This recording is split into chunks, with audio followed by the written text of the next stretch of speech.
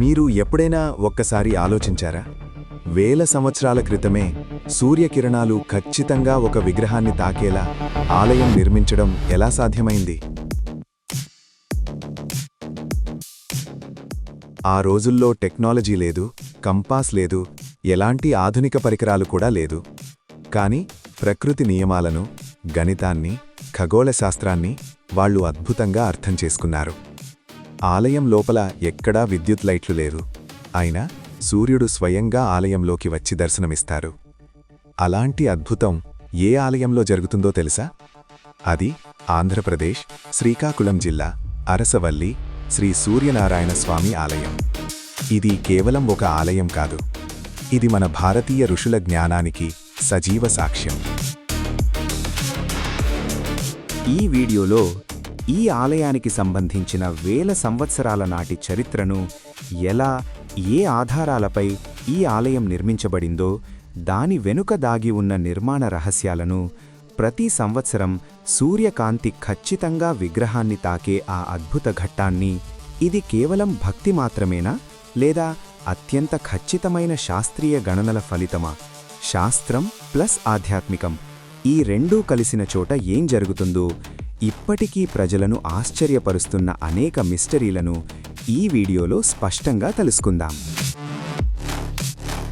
అరసవల్లి ఆలయ చరిత్ర. అరసవల్లి ఆలయం భారతదేశంలో ఉన్న అరుదైన సూర్య దేవాలయాల్లో ఒకటి. చరిత్రకారుల అభిప్రాయం ప్రకారం ఈ ఆలయం కళింగ శైలిలో నిర్మించబడింది. తూర్పు దిశగా సూర్యుడిని ఎదుర్కొని ఉంటుంది. ఇక్కడ సూర్యుడిని శ్రీ సూర్యనారాయణ స్వామిగా పూజిస్తారు. ఈ ఆలయం కేవలం పూజస్థలం కాదు, ఇది ఖగోళ శాస్త్రం మరియు వాస్తుశాస్త్రం కలిసిన అద్భుత ఉదాహరణ. సూర్యకాంతి రహస్యం. ఇదే అరసవల్లి ఆలయానికి ప్రాణం. ప్రతి సంవత్సరం కొన్ని ప్రత్యేక రోజుల్లో ఉదయం సూర్యోదయ సమయంలో సూర్యుని కిరణాలు ఆలయ ద్వారాల గుండా నేరుగా సూర్యనారాయణ స్వామి విగ్రహాన్ని తాకుతాయి. గమనించండి, అది యాదృచ్ఛికం కాదు. వేల ఏళ్ల క్రితమే సూర్యుని గమనాన్ని, భూమి వంపును, కాలగణనను పూర్తిగా లెక్కకట్టి ఈ అద్భుతాన్ని సృష్టించారు. ఆ కాలంలో కంపాస్ లేదు, ఆధునిక టెక్నాలజీ లేదు. అయినా ఇంత ఖచ్చితత్వం ఎలా సాధ్యమైంది? ఇదే మొదటి మిస్టరీ. నిర్మాణ శాస్త్ర అద్భుతం. అరసవల్లి ఆలయ నిర్మాణంలో రాయి మధ్య గ్యాప్, గోడల కోణం, ద్వారాల పొడవు అన్నీ శాస్త్రీయంగా అమర్చబడ్డాయి. ఇక్కడ ఉపయోగించిన రాళ్లు వేడి గ్రహించే లక్షణం కలవి, సూర్యశక్తిని నిల్వ చేసుకునే గుణం కలవి. అందుకే ఎండ ఎక్కువగా ఉన్నా ఆలయం లోపల ఒక ప్రత్యేక ప్రశాంత అనుభూతి కలుగుతుంది. విగ్రహం వెనుక రహస్యం. ఇక్కడి సూర్యనారాయణ స్వామి విగ్రహం కమల పీఠంపై ఉషాదేవి, ఛాయాదేవులతో కలిసి ఉంటుంది.